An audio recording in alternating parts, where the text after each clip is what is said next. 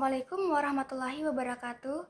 Perkenalkan, nama saya Suci Setiawati dengan NIM 250302119 dari program studi S1 Farmasi Universitas Bumi Gora. Di sini saya akan membahas tentang bak tuna terdalam pengobatan dengan judul yang saya ambil seledri dengan nama ilmiahnya Apium graveolens. Nah, kalian tahu nggak sih apa aja manfaat seledri dalam pengobatan? Nah, kalau kalian belum tahu, tonton videoku sampai habis ya. Seledri secara tradisional dipercaya memiliki efek diuretik ringan yang dapat membantu tubuh untuk membuat kelebihan natrium dan air sehingga berpotensi mengurangi volume darah dan menurunkan tekanan darah tinggi. Cara penggunaannya yaitu kita siapkan alat dan bahan. Yang pertama, kita ambil 5-7 batang seledri ya guys.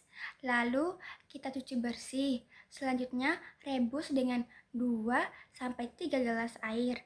Kemudian didihkan hingga 1 gelas. Terakhir, saring dan minum yang hangat.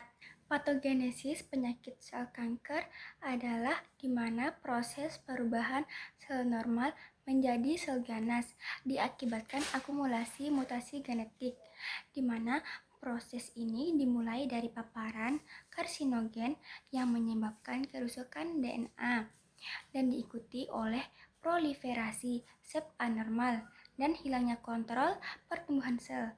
Seiring waktu, sel kanker menjadi semakin ganas, mampu menghindari kematian sel, menginvasi jaringan sekitar, dan menyebar ke organ lain atau metastasis. Hipertensi terjadi akibat peningkatan tekanan darah arteris secara kronis yang disebabkan oleh interaksi kompleks antara faktor genetik, lingkungan, dan mekanisme fisiologis tubuh.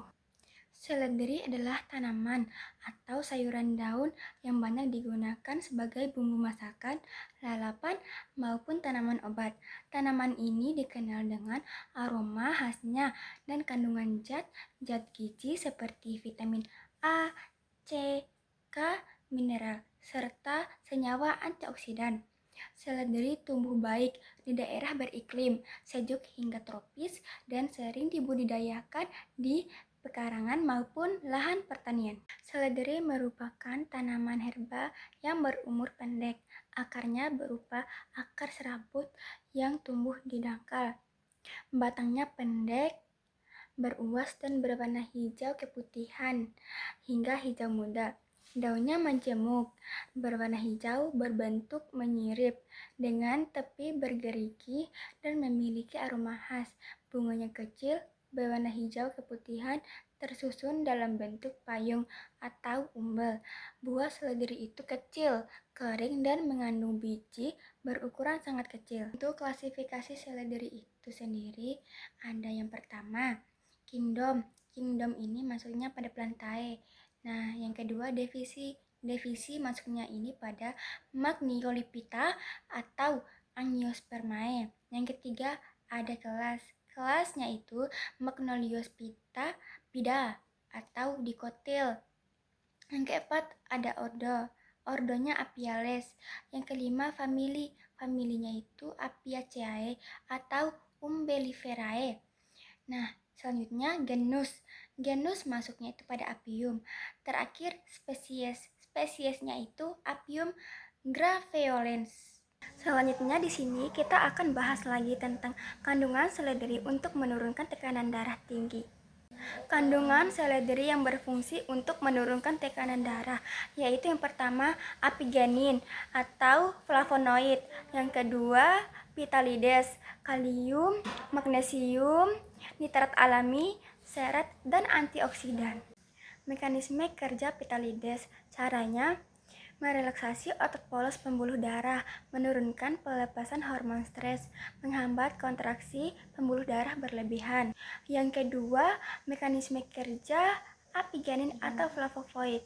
Caranya menghambat masuknya ion kalsium Ca2+ ke dalam otot polos pembuluh darah, mengurangi kontraksi pembuluh darah, bersifat antiinflamasi dan antioksidan. Yang ketiga, mekanisme kerja kalium atau potasium.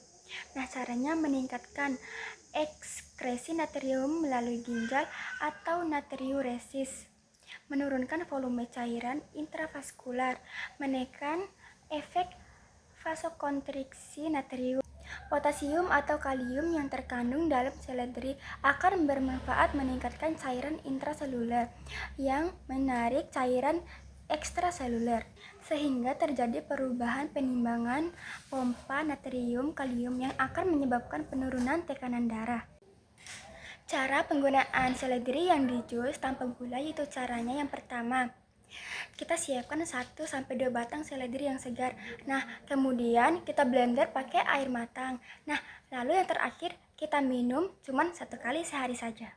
Obat tradisional yang mengandung seledri yaitu obat Thompson One a Day kalori 5000 mg. Nah, dosis umumnya itu 1 kapsul per hari. Sesuai dengan namanya, one a day, tidak dianjurkan untuk lebih dari 1 kapsul per hari. Waktu konsumsinya itu diminum setelah makan, pagi atau malam. Jangan diminum saat perut kosong untuk mencegah iritasi lambung. Cara minumnya itu, telan kapsul utuh.